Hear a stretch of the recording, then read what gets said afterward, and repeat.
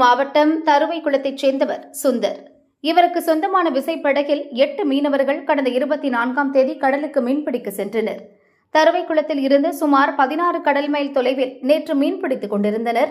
அப்போது படகில் வழக்கம் போல் சமையல் செய்தனர். எதிர்பாராத விதமாக சமையல் கேஸ் சிலிண்டர் வெடித்ததில் படகில் பயங்கர தீ விபத்து ஏற்பட்டது. இதில் படகில் இருந்த மீன்பிடி வலைகள் முழுவதும் தீப்பற்றி எரிந்ததுடன் விசைப்படகு முழுவதும் தீப்பிடித்து கொழுந்துவிட்டு எரிந்தது. உயிரை காப்பாற்றிக் கொள்ள 8 மீனவர்களும் உடனடியாக கடலில் குதித்து தத்தளித்தனர். அப்போது தீ விபத்தில் எழுந்த கரும்புகையை பார்த்து அருகில் மீன்பிடித்துக் கொண்டிருந்த மற்ற விசைப்படகுகளில் இருந்த மீனவர்கள் விரைந்து சென்று கடலில் தத்தளித்த 8 பேரையும் பத்திரமாக மீட்டு தங்களது படகில் ஏற்றினர்.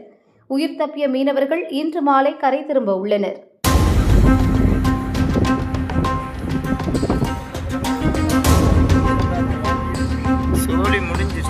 யாருக்குமே நீச்சல் தெரியாது. அணிய உள்ள